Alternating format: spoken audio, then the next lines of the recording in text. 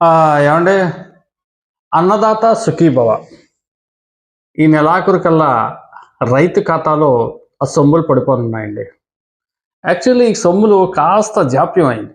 ఎందుకంటే మన నారా లోకేష్ గారు ప్రకటించారు మహానాడు నాడు 20వ తారీఖు, అంటే జూన్ 20వ తారీఖు కల్లా రైతులందరి ఖాతాలో కూడా ఈ అన్నదాత సుఖీభవ మేము వేసేస్తున్నాం అని చెప్పి ప్రకటించారు.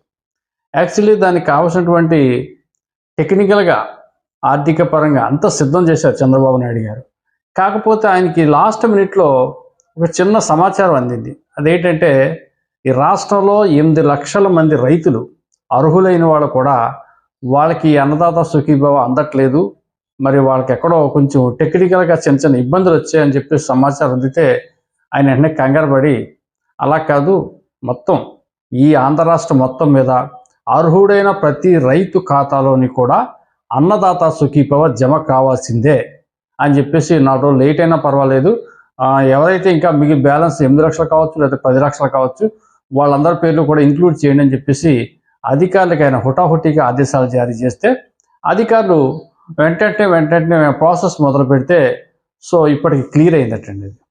సో ఈ నెలాఖరు నుంచి ఒక్కొక్క రైతు ఖాతాలో కూడా ఈ సొమ్ములు పడిపోతాయి. ఎంత పడతాయి ఏంటన్నది మీకు తెలుసు. గతంలో మనదాకా మన సోషల్ మీడియాలో మనం చూసాం, మనం కూడా చెప్పుకున్నాం. సెంట్రల్ నుంచి 2000 వస్తుంది, పిఎం కిసాన్ నుంచి, అలాగే ఈ అన్నదాత సుఖీభవ నుంచి ఒక 5000, 7000 వేస్తారు. అంటే వీళ్ళు యాక్చువల్గా 20,000 రూపాయలు 3 విడతలుగా వస్తాయి. రాష్ట్ర ఆర్థిక పరిస్థితి దృష్టిలో పెట్టుకుని 3 విడతలుగా వస్తాయి. అయితే ఈ 7,000 రూపాయలు కూడా ఇప్పుడు రైతుకి ఇది సరైన సమయం.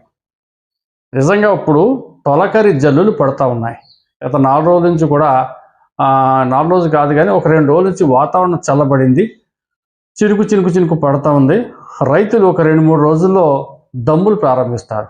కొంతమంది ఊడు పూడుస్తారు, కొంతమంది ఎదజల్లుతారు. అయితే ఈ దమ్ము కావచ్చు, దమ్ములు 2-3 దమ్ములు చేస్తారు.